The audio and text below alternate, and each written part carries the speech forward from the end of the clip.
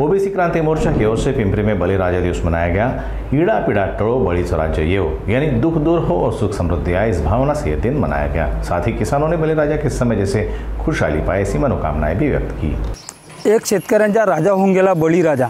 बळीराजाच्या काळामध्ये शेतकऱ्यांना सुख समाधान आणि शेतकऱ्यांच्या मालाला योग्य भाव मिळायचे आणि तो बळीराजा याला कृतनीतीने मारण्यात आला।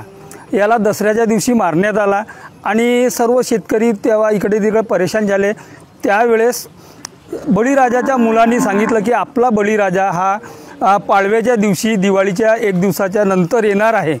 तर सर्व शेतकरी हे बळीराजाची पूजा करतात आणि ते बळीचे राज्य जुन्या पद्धतीचे आहेत ते पुन्हा आल्या पाहिजे याची प्रतीक्षा करत राहतात।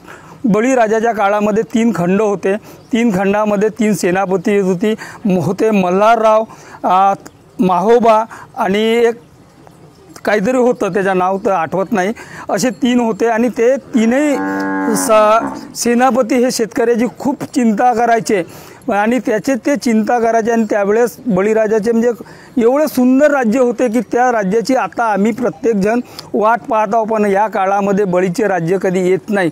फक्त हे कागदोपत्री आणि नेते लोक म्हणतात की बळीचे राज्य येणार, पण हे बळीचे राज्य कधी येत नाही। आम्ही शेतकरी नेहमी बळीच्या राज्यासाठी वाट पाहत आहोत। आमच्या महाराष्ट्रामध्ये आणि देशामध्ये सर्वच नेते म्हणतात का बळीराज्य येऊ दे, बळी सुखावू दे, शेतकरी सुखावू दे।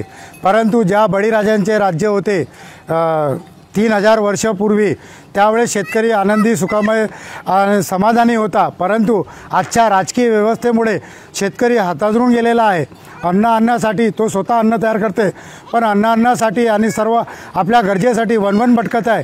तर तुमच्या माध्यमातून या दिवाळीनिमित्त मला या राज्याच्या आणि देशाच्या नेत्यांना सांगू इच्छितो की बळीराजांचे खरं राज्य येऊ द्या आणि सुख समाधी होऊ द्या।